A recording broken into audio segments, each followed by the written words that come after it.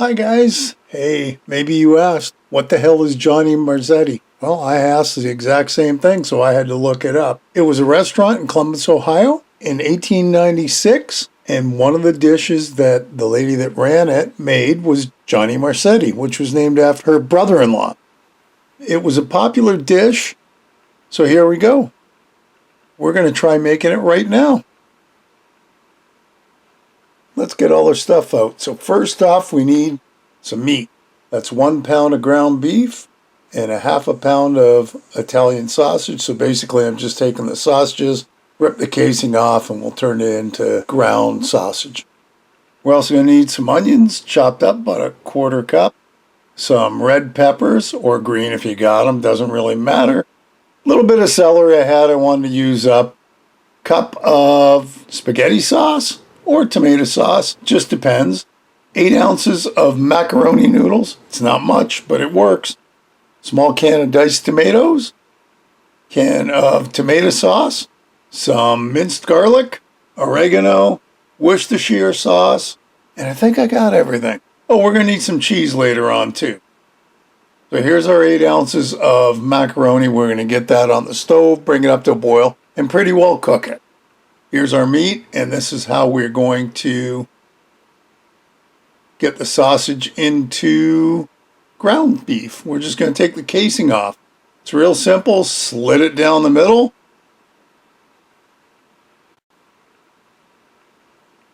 Carefully peel that casing off.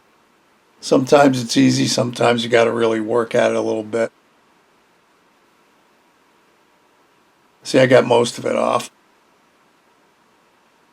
I just want to make sure I get all the meat out. Looks good. I believe I have 2 other ones I've got to do. There you go. It's all done. Our noodles are completed, so I'm going to dump them, run some cold water on them so they don't cook anymore, and we'll just kind of leave them in the sink till we're done cooking our meat and veggies. Into our frying pan goes the ground beef and Italian sausage. Break it all up, cook it all down. Now there is a little bit of grease we're going to have to get rid of. I'm just going to grab some paper towels and kind of fold them over a bit and sop it up that way. Now just be careful because the pan is hot and so is the grease. You got to be careful. You don't want to burn your fingers trying to pull it out. There's our meat, all nice and drained. Now for our veggies. The onions, celery, and peppers, and you don't need a ton unless you want to put a ton in. That's about a quarter-ish cup each. It looks nice and colorful.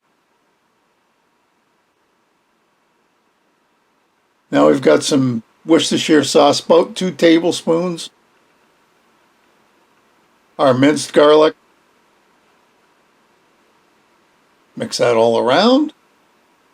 Oh, looking good. A little bit of salt, a little bit of pepper, and we'll mix that around. And this is really coming together. This is kind of your key. So here goes our 1 cup of tomato sauce.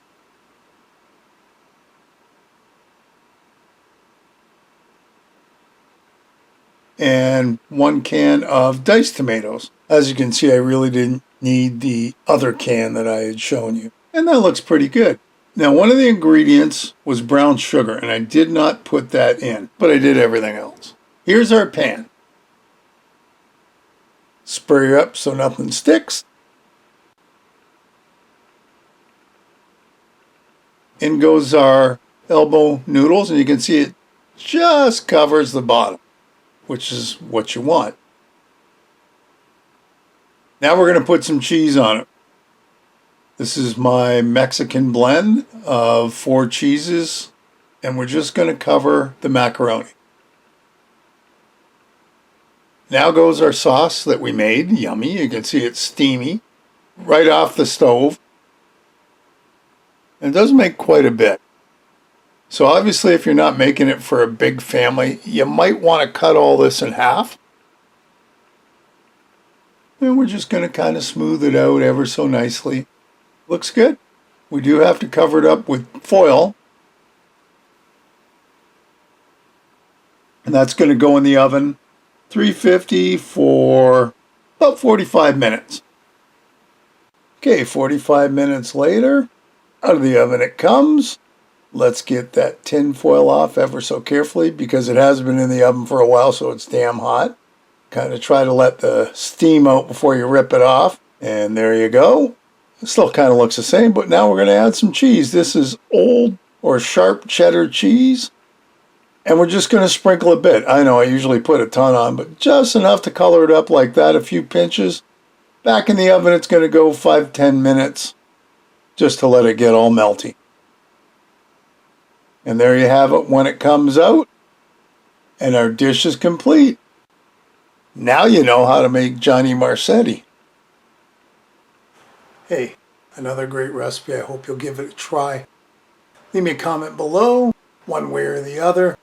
Listen, if you haven't subscribed, hit the subscribe button and hit the bell because that'll tell you the next time I upload a video.